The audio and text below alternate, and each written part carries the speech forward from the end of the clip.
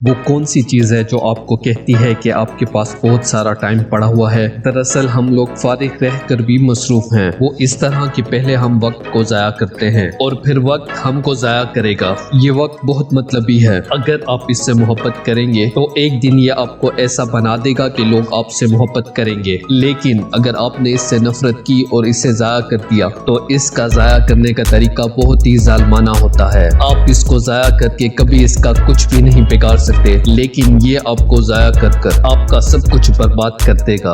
آپ کا وقت آپ کی دولت سے بڑھ کر ہے۔ دولت تو آپ دوبارہ سے کما سکتے ہیں، لیکن وقت نہیں لا سکتے دوبارہ۔ ذرا اس طریقے سے سوچئے کہ ہر صبح آپ کے پاس 86,400 روپے ہوتے ہیں، لیکن جب دن ختم ہوتا ہے تو یہ پیسے بھی غائب ہو جاتے ہیں۔ چاہے آپ انہیں استعمال کرو یا نہ کرو، غائب ہونے کے بعد یہ کبھی واپس نہیں آتے۔ کیا آپ ان پیسوں کو زیادہ سے زیادہ استعمال کرنے کی کوشش نہیں کرو گے اس سے پہلے کہ وہ غائب ہو جائے؟ افسوس کی بات تو یہ ہے کہ ہم سب کے پاس ایک دن میں 86,400 سیکنڈز ہوتے ہیں اور ہم میں سے اکثر لوگ انہیں غائب ہونے دیتے ہیں۔ ہم کبھی اس وقت کو واپس حاصل نہیں کر پائیں گے، لیکن ہم بہت عقل مندی کے ساتھ اسے استعمال ضرور کر سکتے ہیں۔ یاد رکھیں کہ کوئی بھی چیز آپ کی گود میں نہیں گرنے والی اور نہ ہی آپ کے پاس خود سے چل کے آنے والی ہے۔ اور جو یہ کہتے ہیں کہ ہمارے پاس وقت نہیں ہے، وہ لوگ صرف وقت کو کرتے ہیں بدنام اور وہ نہیں سمجھتے اس کا دام۔ اگر یہ لوگ وقت سے کر لیں ہر کام تو ان کے پاس وقت ہی وقت ہوگا اور ہر کام کے بعد ہوگا آرام۔ میں یہ نہیں کہتا کہ آپ پیسے کے پیچھے بھاگو، سکسیس کے پیچھے بھاگو اور لالچی بن جاؤ۔ مت بنو سکسیسفل، مت بنو پیسوں والے۔ کم سے کم اپنی لائف کو کسی روٹین میں تو لاؤ۔ ابھی آپ کو سمجھ نہیں آئے گا اور ابھی آپ کو کوئی سمجھائے گا بھی نہیں۔ اگر آپ کو کوئی غلطی سے حقیقت بتا دے تو شاید آپ اس سے بات کرنا بھی بند کر دو۔ دوست، ہمیشہ ایک بات یاد رکھنا، طرف ہونی چاہیے کامیابی کے لیے۔ سوچ تو ہر کوئی لیتا ہے،